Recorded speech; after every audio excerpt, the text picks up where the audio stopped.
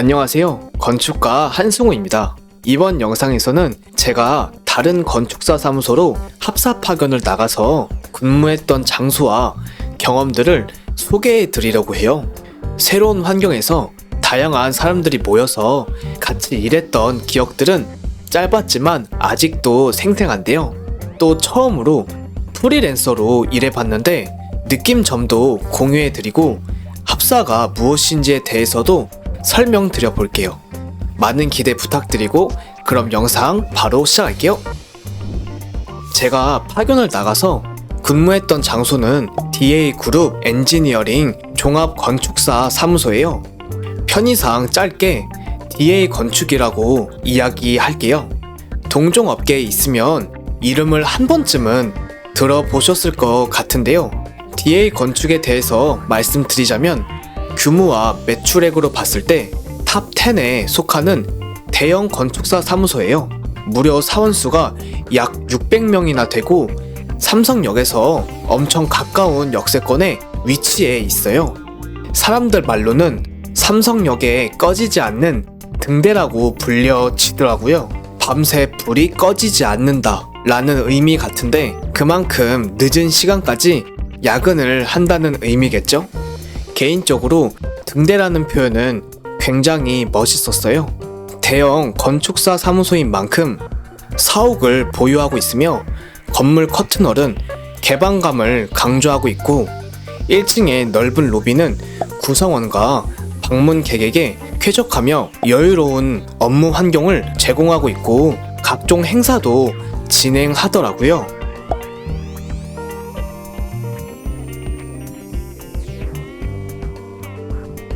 그리고 지하에는 거대한 썬큰 공간이 있는데 출퇴근 동선 분리도 되고 데크와 자연 채광이 확보된 휴게 공간은 특히 인상 깊었어요.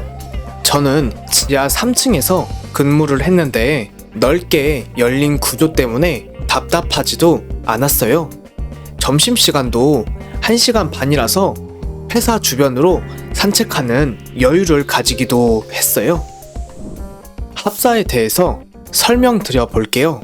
합사는 합동사무실의 약자이며 여러 회사가 하나의 프로젝트에 공통된 목표를 가지고 임시 조직을 구성하여 같은 사무 공간에서 협업하는 근무 형태를 말해요. 보통 규모가 큰 프로젝트를 진행하며 프로젝트 성격에 따라서 실시 합사와 현상 합사로 나누어져요. 실시 합사에서는 사업 계획 승인 및 인허가와 실시 설계를 포함해서 말하는데 저는 이번 실시 합사에서 사업 계획 승인을 목표로 프로젝트에 참여하게 되었어요. 합사로 구성된 프로젝트는 발주처를 기준으로 컨소시엄이 형성되며 업무를 수행하는 주관사와 부관사로 각각 역할 분담이 나누어져요. 합사는 주관사가 주도하여 구성되며 프로젝트의 규모가 크거나 회사 내부 사정으로 단독 수행이 어려울 때 결정돼요. 또한 특정 분야의 전문성을 확보하거나 프로젝트 수행 과정에서 발생할 수 있는 리스크를 분담하기 위한 목적도 있어요. 역시 가장 중요한 건 비용인데 주관사가 단독으로 수행할 경우에는 인원 충원과 인건비가 초기 단계부터 발생하는 반면 부관사와 같이 진행할 경우 계약 조건에 따라 허가 단계와 실시 단계로 비용이 나중에 청구되기 때문에 주관사 입장에서도 이득이에요. 합사가 결정되면 프로젝트를 같이 진행할 부관사는 어떤 기준으로 선정될까요? 해당 분야에서 유사 프로젝트의 실적, 사무소의 규모, 발주처와 주관사의 추천 정도가 있을 것 같은데요. 선정되면 대형 프로젝트에 같이 협업한 실적을 쌓을 수 있고 적은 투자에 지분 비용으로 많은 이익을 남길 수 있을 거예요. 그래서 이번 프로젝트에 주관사를 제외한 4개의 건축사 사무소가 부관사로 참여했어요.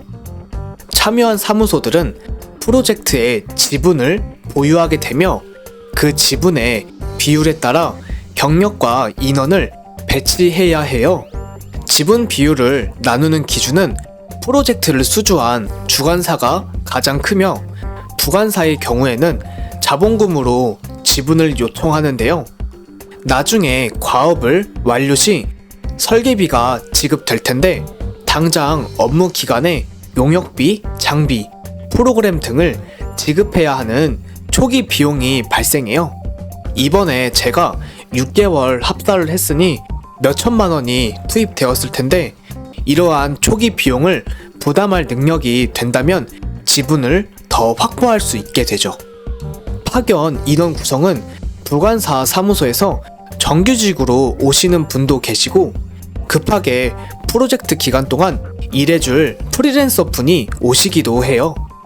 그렇게 각 사무소들에서 파견된 인원들은 해당 사무소를 대표하는 구성원으로 참여하게 되는데 나로 인해 프로젝트에 문제가 생기면 혼자만의 문제가 아니에요. 나랑 계약한 사무소 전체 평가로 이어지고 계약의 지분에도 문제가 생기니 업무를 신중하게 진행할 필요가 있어요. 또 기본적으로 합사는 하나의 프로젝트만 진행하게 되지만 일정이 굉장히 빠듯해서 야근, 철야, 주말 출근도 감안해서 급여를 생각해 보셔야 해요. 프리랜서로 오시면 급여 자체가 정규직으로 근무할 때보다 어마어마한 금액을 제시해요. 자세하게 말씀드리지 못하지만 정규직으로 받는 급여에서 앞자리가 바뀐 금액을 제시받을 거예요. 합사는 프로젝트 과업을 달성하게 되면 계약 기간이 종료되며 자연스럽게 해체돼요. 프로젝트는 경기도에 있는 대규모 아파트 단지를 사업 계획 승인 완료로 진행됐어요. 규모가 굉장히 컸는데 30동의 LH 아파트를 개발하는 사업으로 3개의 블록으로 나누어졌고 한 블록당 10동 정도로 구성됐어요. 3개의 블록을 동일한 날짜에 사업 계획 승인을 받아야 했고 각 블록의 설계 진행 사항과 인허가 일정을 동시에 관리해야 했어요.